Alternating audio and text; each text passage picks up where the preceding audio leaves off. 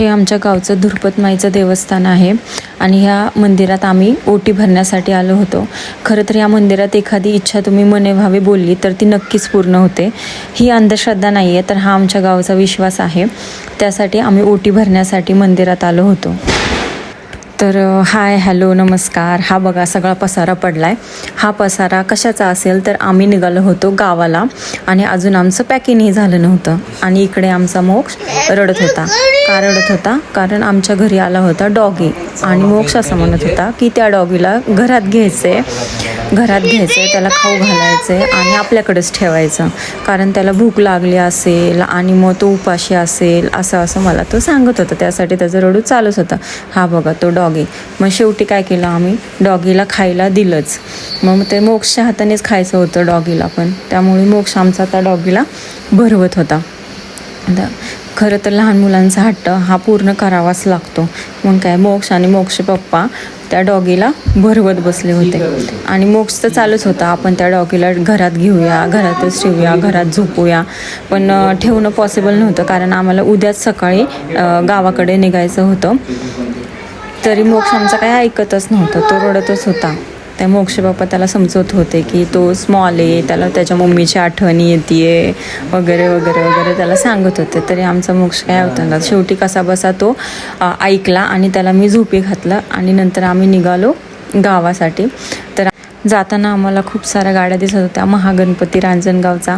त्याचंही दर्शन आम्ही बाहेरूनच केलं आणि मग मोक्षला तर खूपच मजा वाटत होती, कारण त्याला गाड्या बघायला खूपच आवडतं. मग थोडा वेळ आम्ही ट्रॅव्हलिंग केल्यानंतर जेवणासाठी उतरलो.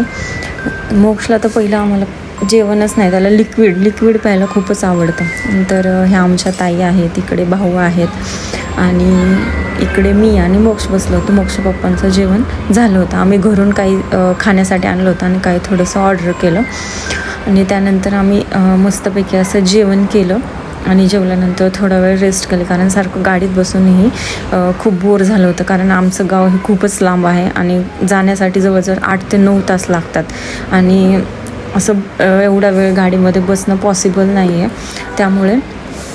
त्यामुळे आम्ही थांबलो होतो आणि मग नंतर जेवण वगैरे झालं, सगळं पॅक वगैरे केलं आणि मग परत आम्ही निघालो गावाला जाण्यासाठी. इकडे मोक्ष बघा आमचा कसा खडीवर मस्ती घालतोय. ही आमच्या ताईंची मुलगी आहे. ताई म्हणजे माझ्या जाऊबाई, त्यांची मुलगी आहे. नंतर आम्ही पोहोचलो गावाला गेल्यावर एक वेगळीच एनर्जी मिळते, हो की नाही. आणि मग नंतर आईंनी सांगितलं की आपल्याला देवई माईची म्हणजे आमच्या धुरपत माईची ओटी भरायची आहे. त्यासाठी आम्ही लागलो तयारीला, कारण ओटी म्हणजे पुरणपोळ्यांचा नैवेद्य देवीला दाखवावा लागतो आणि 5 सवासणी असतात, त्या जीव घालायच्या असतात. आणि इकडे आमच्या मोक्षचं तर चालूच होतं मस्ती घालणं. इकडे झाडाला एक झोका बांधला होता आणि मोक्ष आमचा त्याच्यावरच खेळत होता आणि इकडे आमची स्वयंपाकाची गडबड चालू होती. भजे, पापड, पुरणपोळी, आमटी असं आमचं काय म्हणतात सवासणीसाठी जेवण असतं. आणि हे आमच्या गावाकडचं घर आहे. असं एक घर आहे, झाडे, चुलीवर काही स्वयंपाक चालू होता, काही गॅसवर चालू होता.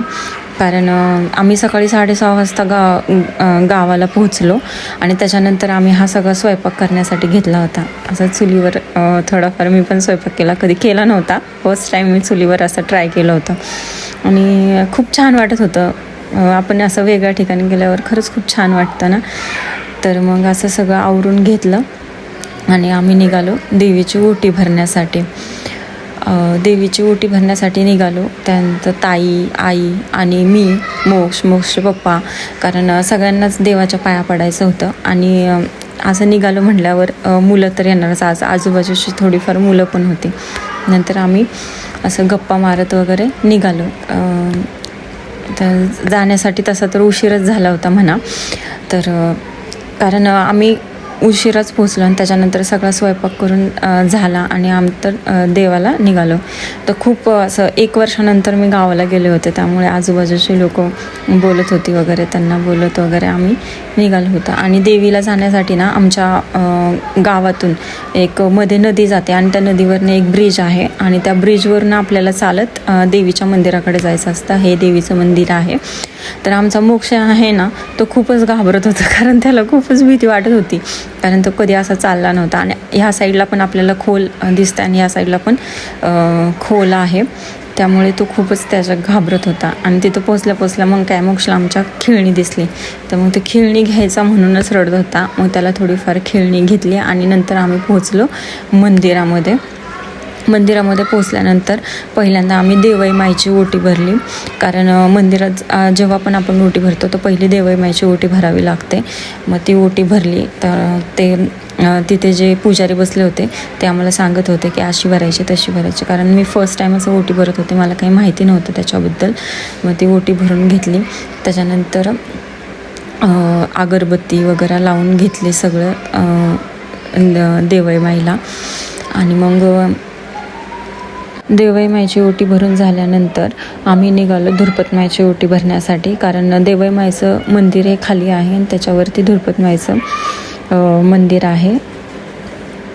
आणि मग जसे आमचे पुजारी काका सांगत होते तसं आम्ही ओटी भरत होतो. ओटी भरून झाली, हळदी कुंकू वाहिलं, तर नारळ वाहिलं, अगरबत्ती वगैरे सगळी ओवाळून झाली. आणि इकडे मोक्ष आमचा घेतलेल्या बंदुकीबरोबर खेळत होता. येतानाच त्याला खेळणी घेतली होती, त्या खेळण्याबरोबर खेळत होता. इकडे आई आणि मुलं बसली होती. त्यानंतर अजून एक मंदिर राहिलं होतं, त्यांची पण आपल्याला ओटी भरायची होती. तर त्यांना नैवेद्य दाखवून, दिवे लावून, अगरबत्ती लावून, हळदी कुंकू वाहून, शेंदूर आणि तेलात शेंदूर मिक्स करून तो लावून त्यांची पूजा करून झाली. आणि मग शेवटी आम्ही निघालो घराकडे. धुरपत माईच्या नावाने चांग भलं.